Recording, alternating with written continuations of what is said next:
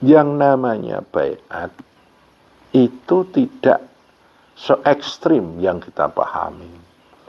Baiat itu adalah memunculkan satu azam dalam diri kita, niat dalam diri kita, yang berhubungan dengan dua hal. Yang pertama adalah hablu minanas, yang kedua adalah hablu minallah. Secara hablu minanas,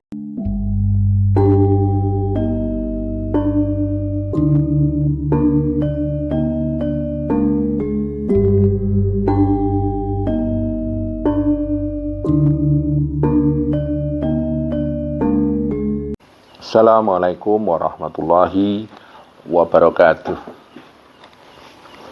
Saudara-saudaraku, ada beberapa pertanyaan yang hadir kepada saya melewati beberapa admin yang saya tunjuk. Pertanyaan-pertanyaan tersebut erat hubungannya dengan pemaknaan istilah-istilah di dalam ilmu tasawuf, di dalam dunia tarekah, di dalam majelis bertarekah. Pada kesempatan kali ini saya akan mencoba menjawab pertanyaan-pertanyaan tersebut, walaupun dengan penjelasan yang sangat sederhana, sesuai dengan apa yang saya pahami dan apa yang saya mengerti, dengan satu harapan agar supaya tidak terjadi satu kesalahpahaman dan akhirnya memunculkan satu kesalahan persepsi tentang dunia tarekah, tentang majelis-majelis tarekah. Adapun pertanyaan-pertanyaan tersebut, yang pertama berhubungan dengan istilah talqin zikir. Memang ketika seseorang memasuki satu majelis tarekah, mereka akan menapaki satu proses yang namanya talqin zikir. Dia ditalqin untuk melakukan zikir. Yang menjadi pertanyaan adalah, kok ditalqin? Kayak orang mau meninggal saja. Karena kita tahu ketika orang mau meninggal, kita itu diperintahkan untuk membisikkan lafaz syahadat atau lafaz tauhid di telinga seseorang yang mau meninggal. Entah itu dengan lafaz la ilaha illallah atau Allah, Allah, Allah, dengan tujuan agar orang yang mau meninggal tersebut di akhir hayatnya dia tutup dengan satu kalimat la ilaha illallah atau lafaz Allah. Ini berdasarkan satu dalil yang mengatakan man qala la ilaha illallah fi akhir hayatihi dakhalal jannah. Barang siapa yang mengucapkan lafaz la ilaha illallah di akhir hayatnya, maka surga tempatnya. Maka kita mentalkin orang yang mau meninggal tersebut. Saudara-saudara yang saya muliakan, lah kok orang mau masuk tarekat belum mau meninggal kok ditalkin? Gimana itu? Begini logikanya.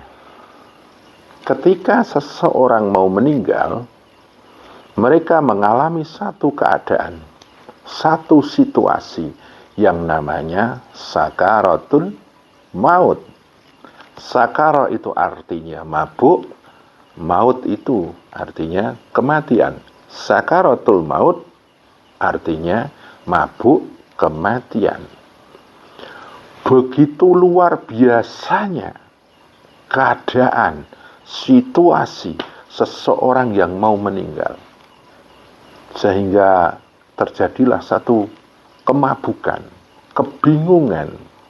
Orang yang mau meninggal itu mentalnya mungkin belum siap pikirannya mungkin belum bening, hatinya mungkin belum tenang. Maka ketika dia mau meninggal itu campur aduk suasana jiwanya. Seakan-akan mereka mabuk satu keadaan yang benar-benar luar biasa datang pada dirinya. Makanya kita diperintahkan untuk mentalkin orang yang mau meninggal tersebut dengan satu bisikan di telinga, la ilaha illallah, la ilaha illallah, atau Allah, Allah, Allah, dengan satu harapan dan tujuan agar orang yang mau meninggal itu ingat Tuhannya, ingat syahadatnya.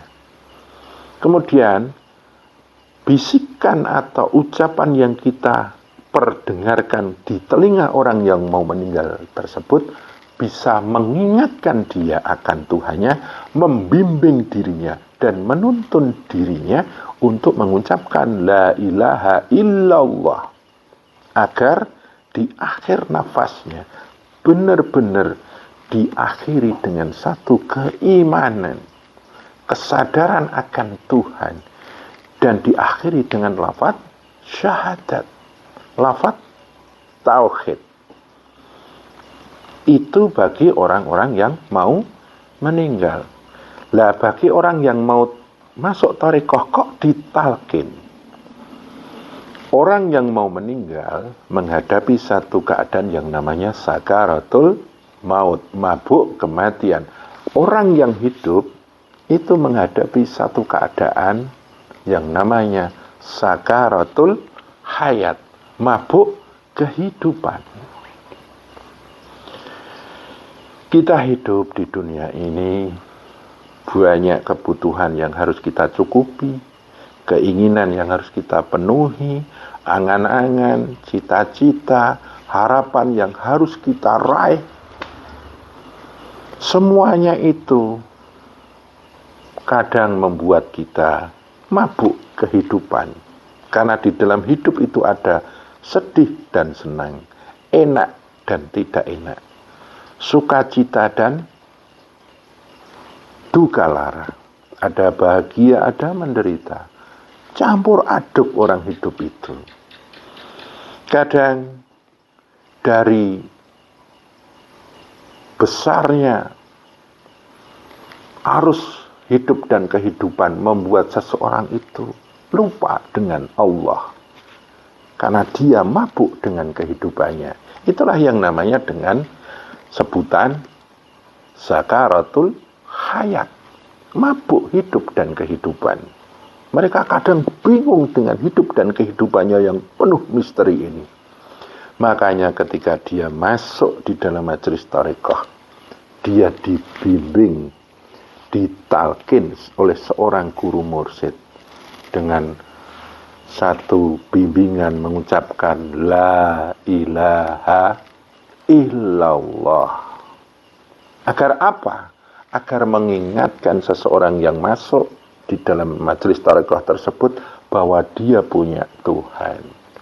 Kemudian dituntunlah seseorang tersebut yang masuk ke majelis thariqah untuk selalu ingat dengan Allah, sadar Allah, menyambungkan rasanya kepada Allah, menyambungkan jiwanya, pribadinya, baik zahir maupun batin, cipta, rasa, dan karsanya, nyambung kepada Allah dengan segala peresapan, penjiwaan, dan penghayatan.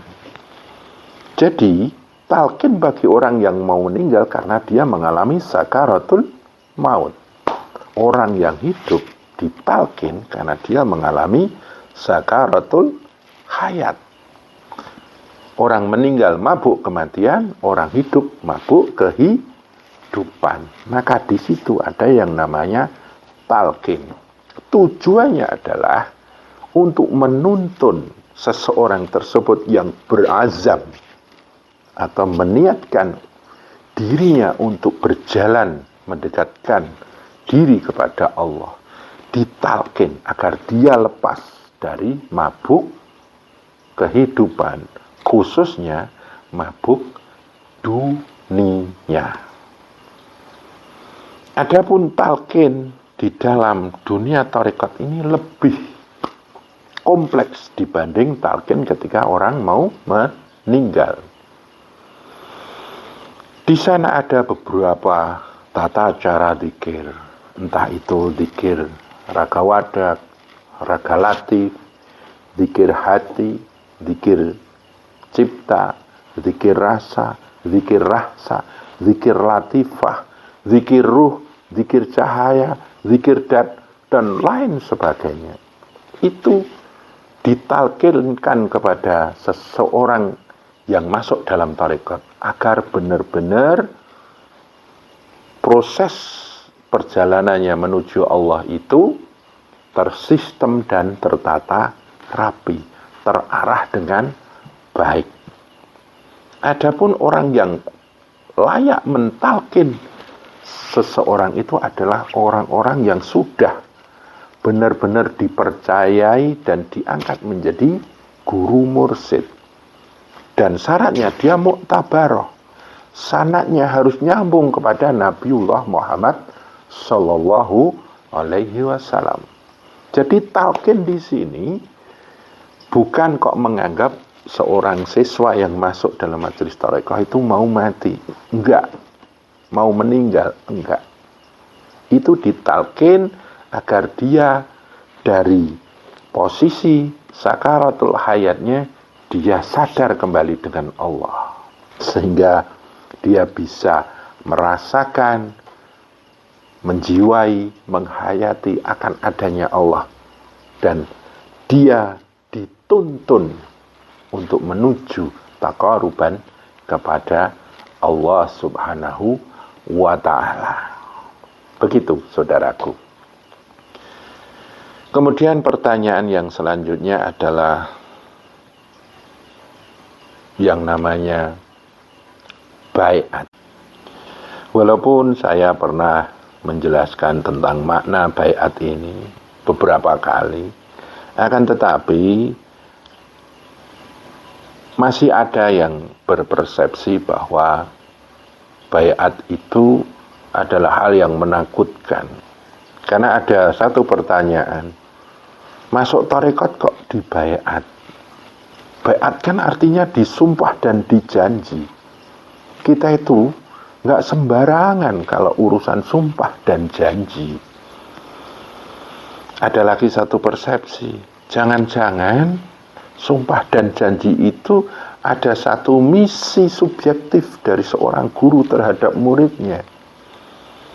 Nah nanti kalau kita melanggar sumpah dan janji itu gimana? Kita bisa celaka, kita bisa berdosa, atau akan ada satu madharat pada diri kita.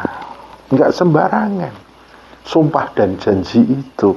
Akhirnya seseorang itu takut masuk tarekat karena memaknai baiat itu adalah sumpah dan janji. Begini saudaraku, yang namanya baiat itu tidak se-ekstrim yang kita pahami. Baiat itu adalah memunculkan satu azam dalam diri kita, niat dalam diri kita yang berhubungan dengan dua hal. Yang pertama adalah hablu minanas, yang kedua adalah hablu minallah. Secara hablu minanas, yang namanya baiat itu maknanya kita mengangkat persaudaraan. Umpamanya, saya masuk di dalam tarekat Syatariyah. Ketika saya dibaiat oleh seorang guru, maka makna di dalamnya adalah saya menyambung satu persaudaraan kepada guru tersebut. Persaudaraan itu adalah persaudaraan untuk bersama-sama memperjalankan diri pribadi untuk dekat kepada Allah. Karena kita saudara, kita saling asuh, saling asah, mong tinemong, saling among, saling mendoakan, saling mengingatkan dalam persaudaraan kita untuk selalu mendekat dan mendekat kepada Allah. Di dalamnya ada tukar kawruh, tukar ilmu, tukar pengalaman, agar bersama-sama bisa bersinergi memperjalankan pribadi menuju Allah Subhanahu wa Ta'ala. Baiat di situ artinya ada satu azam, satu niat untuk bersaudara dalam satu wadah yang namanya majelis thariqah. Kalau di tempat kami namanya Syattariyah.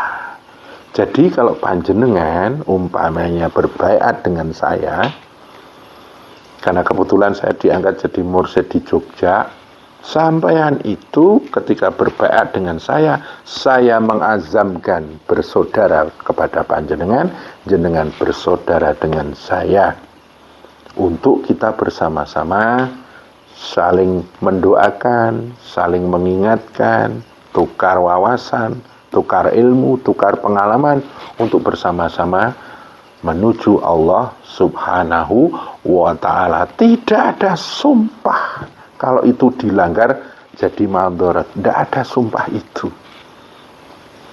Ya, yang kedua adalah berhubungan dengan hablu minallah. Yang namanya baiat itu maknanya adalah kita bersama-sama berniat, berazam untuk setia kepada Allah. Dulu di alam ruh kita pernah disyahadatkan oleh Allah, alastu birabbikum. Allah bertanya pada kita di alam ruh. Kita menjawab, bala syahidna. Kemudian selaku orang Islam kita bersyahadat. Lah, baiat ini maknanya adalah kita berniat untuk setia kepada Allah. Karena selama ini mungkin kita terlalu setia dengan hal-hal yang bersifat duniawiyah. Lah, setelah kita berbaiat untuk menyatakan diri berniat untuk setia kepada Allah, setelah berbaiat kita harus ingat azam kita. Dalam kehidupan ada sedih dan senang, kita tetap setia pada Allah. Ada suka dukanya, bahagia menderitanya. Dalam hidup kita tetap setia kepada Allah. Kadang hidup itu ada mujur, ada malang. Dalam kemujuran ataupun kemalangan kita setia pada Allah. Kadang kita berkecukupan, kadang berkekurangan. Mau berkecukupan ataupun berkekurangan, kita setia pada Allah. Kita jadikan warna-warna hidup itu menjadi tangga-tangga perjalanan kesetiaan kita kepada Allah. Dan setelah kita berbaiat, kita mewujudkan kesetiaan itu. Kita berzikir karena kita setia pada Allah, mencintai Allah. Kita sholat itu sebagai aplikasi kesetiaan kita pada Allah. Kita berpuasa, berzakat, umrah, haji, bersedekah, dan berbudi pekerti itu sebagai aplikasi penggambaran atau menyatakan kesetiaan kita kepada Allah. Jadi kita mengikatkan jiwa kita kepada Allah Subhanahu wa Ta'ala. Itulah baiat dalam koridor hablu minallah. Kita di dunia ini banyak pekerjaan, banyak keadaan yang harus kita selesaikan. Di dalam kita bekerja menata kehidupan dunia itu, kita tetap setia kepada Allah. Jadi gitu, saudaraku, yang namanya baiat adalah menyatakan diri kita setia pada Allah. Dan di dalam kehidupan selanjutnya kita jadikan umur demi umur yang kita lalui ini menjadi satu jalan kesetiaan. Jalan menuju dekat kepada Allah Subhanahu wa Ta'ala.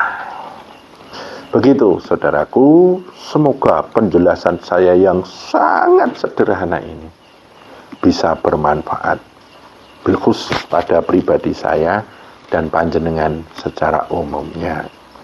Kurang lebihnya mohon maaf. Assalamualaikum warahmatullahi wabarakatuh.